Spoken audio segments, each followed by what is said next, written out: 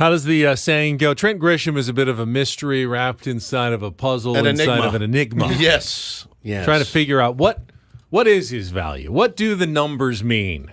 Is he a great defensive center fielder? Is he just a mediocre defensive center fielder?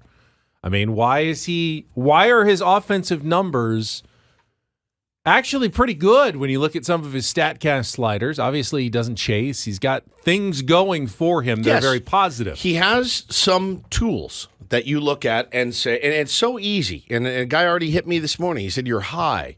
He struck out this many times. He doesn't barrel the ball. And I just posted a StatCast. I said, actually, his barrel rate's pretty good. It's pretty good when he hits it. He catches some barrels. And so he just remains that target, and I do think it's an easy target, and I think it's an easy target, and I don't think you're wrong if you're like, Trent Grisham needs to go. I'm not going to sit and argue that he's, an elite player that just needs to find his way. We argued that the last couple of years. We did. It didn't work out so well. Me, the thing with Grisham, like maybe more than any other player in baseball, and I'm not big on defensive metrics. I just don't understand them as much as I do offensively as far as the advanced numbers go.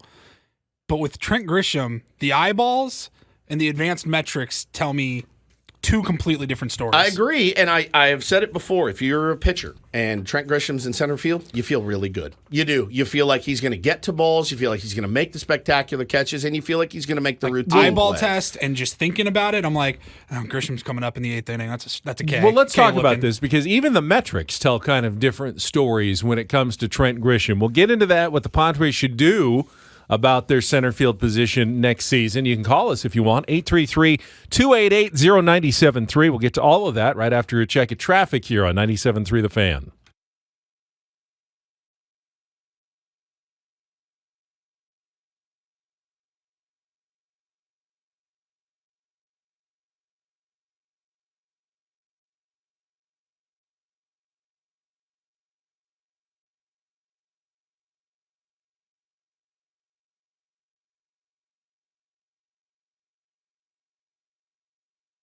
So when I'm looking here at the fieldingbible.com and their defensive runs saved leaderboard in center field, you have to go so far down the list. I mean, 50 players down to find Trent Grisham. He has one, the same as Joey Gallo in center field this year. That's staggering. One defensive run saved in center field.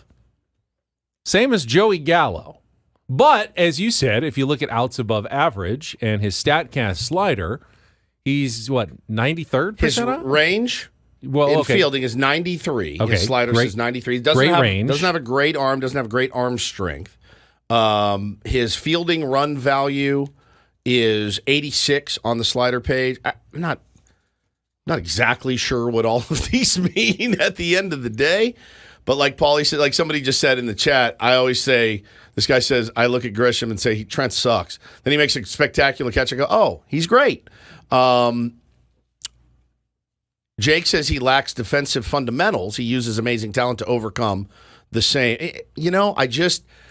I don't know. I feel the same way as Tim does, where I'm like, I always feel comfortable with him in the field. Always. I just do. And I feel like I do too. If Michael Wacha, gives up a ball that's hit center field, I'm like, that's an out. But Trent's going to be there. Do most pitchers and teams on the major league level feel pretty comfortable with their center is there fielder anybody in behind baseball him? Where you're like, the ball's hit to him, you're like, no chance. He's got no chance at catching that. Not really. The routine fly balls are. There's some corner caught. outfielders that are, all right, this is going to be an adventure out here. But in terms of center fielders on the major league level, yeah, there's some differences. But I think for the most part, every team, almost every day, puts out a very solid defensive player in center field. I feel like it's such a thin line separating the top 5 starting center fielders from the bottom 5 starting center fielders defensively. At the end of the day, in Major League Baseball, you've got to be great at something if you want to be on the team. Now, the general consensus for me, and I think us last year, was going into spring training, we're really encouraged by what we saw in the playoffs, in the first couple series, right? Really encouraged by that. If he could just get it going. Then got off to a pretty horrendous start. And you think to yourself, it's fine. We've got Tatis, Manny, Bogarts, Soto, Cronenworth. We got these guys.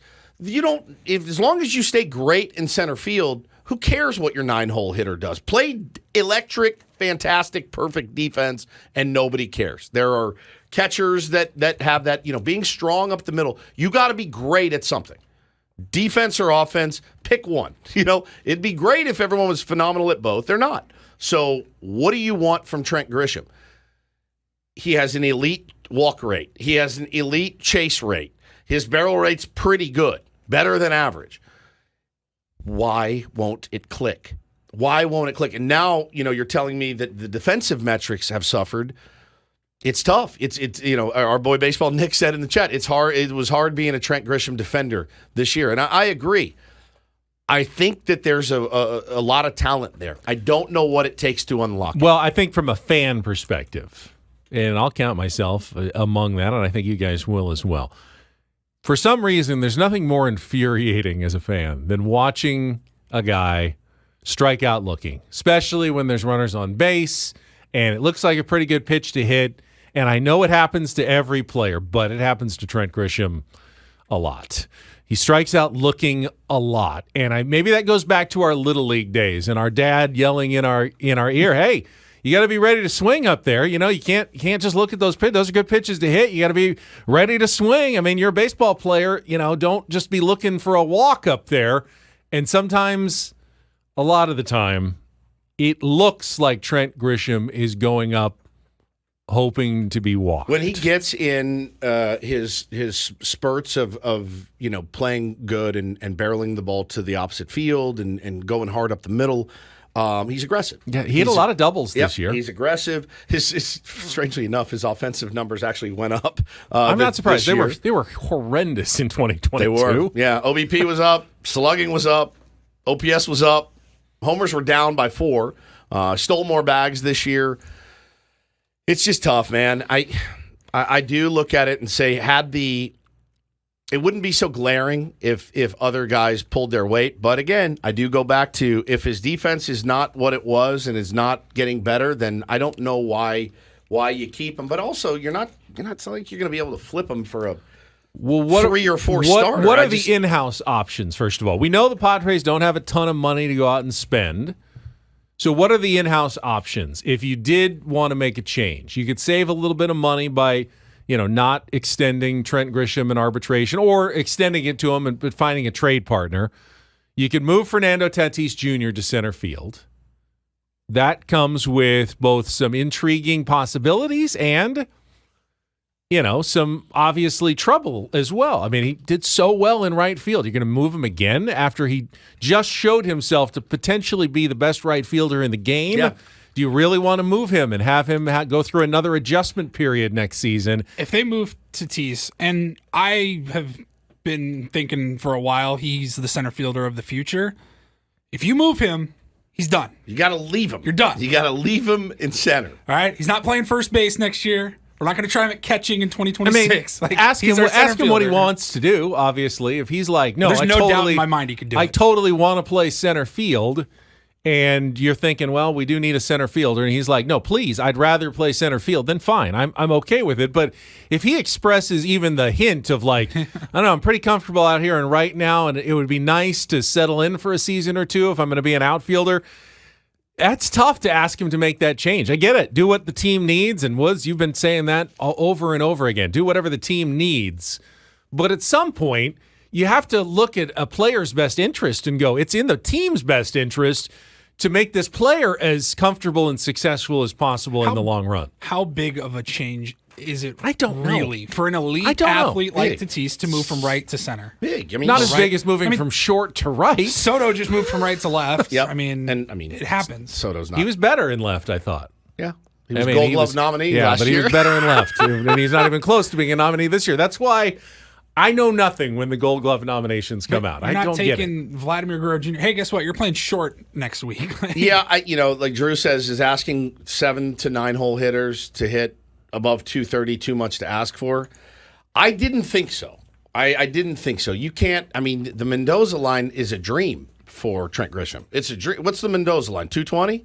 That's a dream for him. I mean, with his OBP, close. With his OBP, that's a good player right there, probably. It's not an attack on Grisham. He's just the topic of the day right now. Well, but like, championship teams don't have sub 200 hitters in their lineup. We've been saying this for a couple of years, though. You know, if Trent defense be Grisham just damned. hit 230, he'd be really valuable player. But he doesn't hit 230.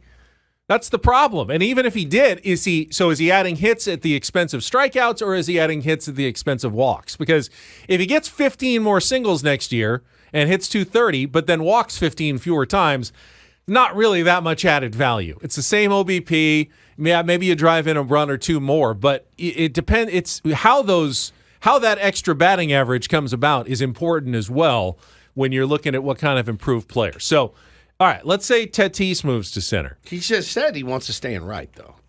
Okay, then do you have any in-house options? I mean, do you think about trying Jackson Merrill out in center field? I mean, you don't have a lot of great choices, and it's not like center fielders are going to be cheap on the open market. You've got to spend your money on pitching this offseason, not center field. Let's just go get Mike Trout. I honestly don't know what to. Mendoza, let me say the Mendoza line's 200. It is is that right? I thought it was 220. No, it's 200. No, it's 200. Oh, well, 200. He didn't hit 200 either. So I was like, I thought you were a little mean. We're like, he's not even anywhere near 200. 198 and 184 the last 2 years. I mean, 2021, he hit. Maybe we need to update. Mario Mendoza played in the 1970s, 80s, I want to 70s, say. yeah. Maybe it's time that to would get suck. someone from this half century. I think we know who it would be. That would be terrible. Nobody wants that. That's the Grisham line now. Like, oh my God. Andy says yes to Jackson 80s. Merrill in center. Yeah, I mean, I don't know. I don't know enough about Jackson Theoretically, it's a dream. You know, if you don't have a place to play, one of your top prospects, he's athletic, he's young, you do it now, but you have no idea how that's going to play out in reality. No. Yeah, maybe he makes the adjustment, but what if it impacts his, hitting? These are young players. It's hard to make the jump to Major League Baseball to begin with. Now you're doing that and making a position change at the same time and really expecting him to be a solid contributing member of your starting lineup on offense at the same time. That's asking a lot out of a kid who's, 22 years old? You'd hate to get rid of Grisham to replace him with Grisham. Right. You know, but not as good defensively. Right.